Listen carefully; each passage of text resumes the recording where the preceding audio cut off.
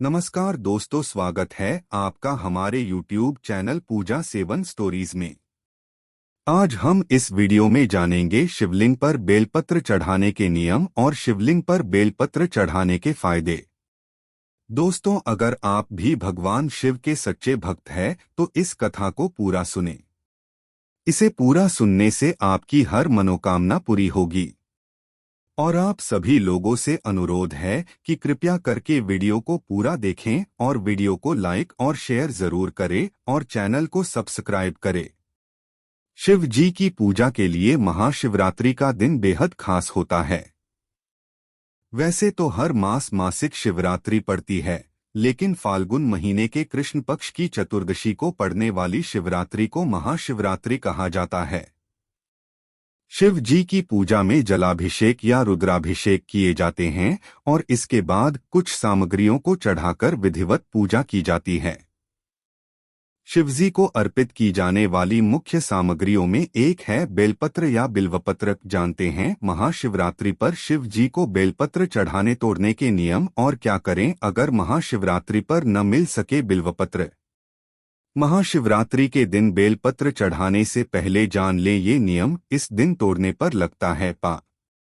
महाशिवरात्रि के दिन भगवान शिव का दूध या पानी से अभिषेक करने से और उन्हें बेलपत्र चढ़ाने से वे जल्द प्रसन्न होते हैं और व्यक्ति की हर मनोकामना पूरी करते हैं। लेकिन बेलपत्र चढ़ाने से पहले इससे जुड़े नियम जान लेना बहुत जरूरी है। शिवलिंग पर बेलपत्र चढ़ाने से पहले इसे अच्छे से धो लें और पत्ते के चिकने हिस्से को ही शिवलिंग पर चढ़ाएं। पत्ते के रूखे हिस्से को ऊपर की तरफ रखें। अगर पूजा के टाइम पर आपके पास बेलपत्र नहीं है तो वहां मौजूद पत्तों को धोकर दोबारा से शिवलिंग पर चढ़ा दें। बेलपत्र कभी भी बासी या जूठा नहीं होता है। महाशिवरात्रि का पर्व पूरे देश में बड़ी धूमधाम से मनाया जाता है। फाल्गुन मास की कृष्ण पक्ष की चतुर्दशी को यह त्योहार हर साल मनाते हैं। इस बार यह 8 मार्च को मनाया जाएगा। कहते हैं इस दिन भगवान शिव और माता पार्वती का विवाह हुआ था, इसलिए इस दिन भोलेनाथ के साथ मां पार्वती की भी पूजा की जाती है। महाशिवरात्रि के दिन भगवान शिव का दूध या पानी से अभिषेक करने से और उन्हें बेलपत्र चढ़ाने से हर मनोकामना पूरी होती है। महाशिवरात्रि पर बेलपत्र चढ़ाने से पहले जान लें ये जरूरी नियम। शिवलिंग पर आप 11 या 21 की संख्या में बेलपत्र चढ़ा सकते हैं या कम से कम एक बेलपत्र भी चढ़ा सकते हैं। अगर बेलपत्र उपलब्ध न हो तो बेल के वृक्ष के दर्शन ही कर लेना चाहिए। उससे भी पाप ताप नष्ट हो जाते हैं। सबसे पहले जानें इसे तोड़ने के नियम। महाशिवरात्रि के दिन शिवलिंग पर बेलपत्र चढ़ाते समय इस बात का ध्यान रखें कि बेलपत्र 3 पत्तियों वाला हो और उस पर कोई दाग धब्बा न हो।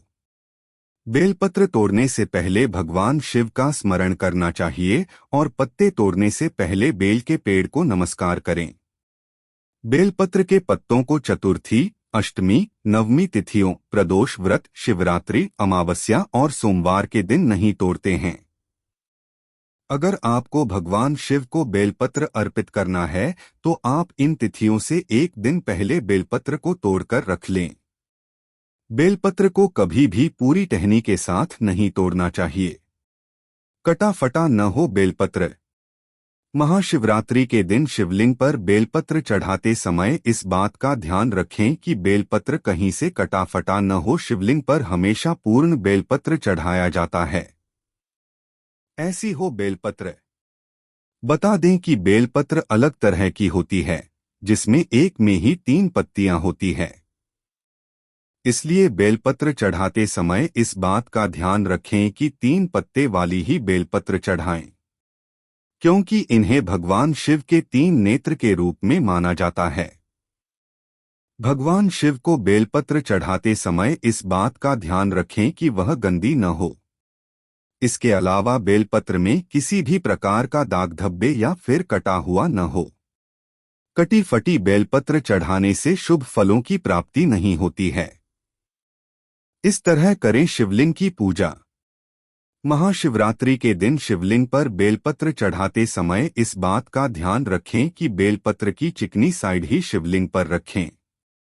महाशिवरात्रि के दिन बेलपत्र चढ़ा रहे हैं तो 3 या फिर 5 पत्ते चढ़ाना शुभ होगा। आप चाहे तो 11 पत्ते या फिर इससे भी ज्यादा चढ़ा सकते हैं। महाशिवरात्रि के दिन शिवलिंग पर बेलपत्र चढ़ाते समय इस बात का भी ध्यान रखें कि बेलपत्र को 11 या 21 या की संख्या में ही चढ़ाएं। इसके अलावा एक बेलपत्र भी शिवलिंग पर चढ़ाया जा सकता है। महाशिवरात्रि के दिन अगर आपके बेलपत्र नहीं है तो शिवलिंग पर चढ़ा हुए बेलपत्र को धोकर भी इसे दोबारा चढ़ा सकते हैं। शिवलिंग पर बेलपत्र चढ़ाने के फायदे।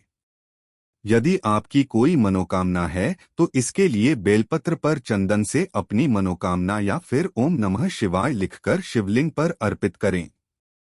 इसका सबसे बड़ा लाभ होता है कि भगवान शिव बहुत प्रसन्न होते हैं और सारी मनोकामनाएं पूरी कर देते हैं। भगवान शिव को बेलपत्र चढ़ाने का एक नियम है। इसके लिए बेलपत्र को साफ पानी से धो लें।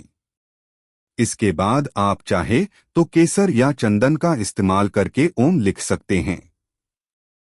इसके बाद शिवलिंग में चढ़ाते समय चिकनी वाली तरफ को चढ़ाएं। उभरा हुआ भाग ऊपर की ओर होना चाहिए। वहीं बेलपत्र चढ़ाने से सुख के साथ घर में वैभव और धन भी आता है, यानी आपको कभी भी आर्थिक संकट का सामना नहीं करना पड़ता। बेलपत्र शिवजी को अति प्रिय है और महाशिवरात्रि पर बेलपत्र चढ़ाने से आर्थिक तंगी व दरिद्रता दूर होती है।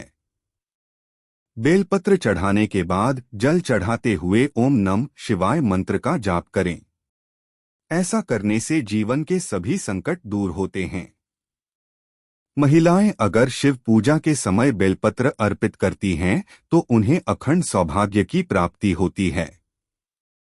बेलपत्र पर चंदन से राम या फिर ओम नमः शिवाय लिखकर अर्पित करना चाहिए। इससे सभी मनोकामनाएं पूरी होती हैं।